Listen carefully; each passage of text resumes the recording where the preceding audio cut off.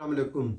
Khurram Jamil is here, SST English from Rajanpur, and my topic is concept of big and small for early learners.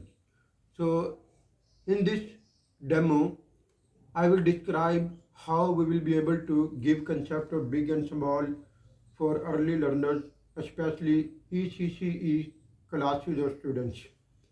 So, I will describe different activities that are very valuable and fruitful for early learners related to big and small objects or concept.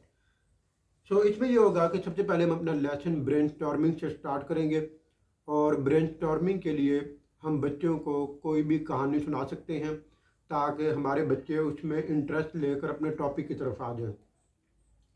तो कहानी पहाड़ और गुलहरी वाली भी सुनाई जा सकती है, हाथी चूंटी वाली, शेर चूहे वाली कहानी बच्चों को सुनाई जा सकती है और इसमें बच्चों को पिक्स दिखाई जा सकती हैं, पिक्चर्स कि ये शेर है, ये चूहा है, ये पहाड़ है, ये गुलहरी है। Whatever story you want to tell to your learners you can also show the picture, ताकि बच्चों को बिग और स्मॉल ऑब्जेक्ट का जो कंसेप्ट है वो पिक्चर के जरिए भी जो है वो आइडिया लेना शुरू कर देंगे उसका।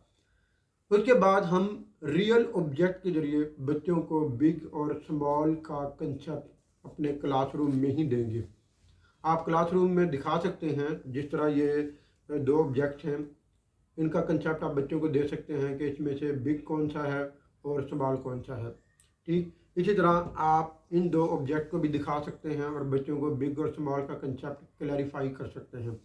सिमिलरली ये डिफरेंट पेंसिल्स के जरिए भी आप बच्चों को जिस तरह बिग और स्मॉल का कंसेप्ट जो है वो आप दे सकते हैं।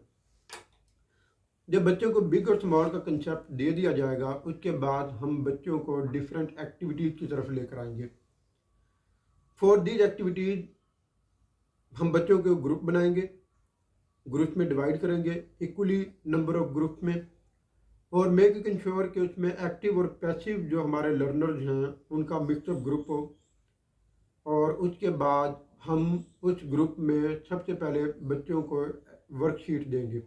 जिस तरह यहाँ पर एक वर्कशीट आपको दिखाई जा रही है, जब हम बच्चों को देंगे ये वर्कशीट तो हम बच्चों को कहेंगे कि आप ग्रुप में डिस्कस करें और हर बॉक्स में दो ऑब्जेक्ट दिए हुए हैं, जो इसमें बिगर ऑब्जेक्ट है उसको आप सर्कल करें और जो स्मॉलर ऑब्जेक्ट है उसको आप टिक करें। तो बच्चे जो हैं वो अपनी क्रिटिकल थिंकिंग को यूज करते हुए यूज करेंगे कि दिए हुए ऑब्जेक्ट में से बड़ा कौन सा है और स्मॉल कौन सा है। तो इसी तरह जब वो ये अपना वर्क कर लेंगे तो हम उनको फीडबैक देंगे और उसके बाद फिर उनको दूसरी एक्टिविटीज़ की तरफ ले आएंगे। द सेकंड एक्टिविटी उसमें क्या होगा कि आप बच्चों को डिफरेंट ऑब्जेक्ट दे सकते हैं और उनको कह सकते हैं कि आप उनको अरेंज करें from biggest one two smallest one तक। जो सबसे बड़ा ऑब्जेक्ट है उसको आप पहले रखें, जो उससे कम बड़ा है या उससे छोटा है उसको बाद में रखें, जो उससे छोटा है उसको बाद में रखें और जो स्मॉलेस्ट वन है जो सबसे छोटा है उसको एंड में रखें।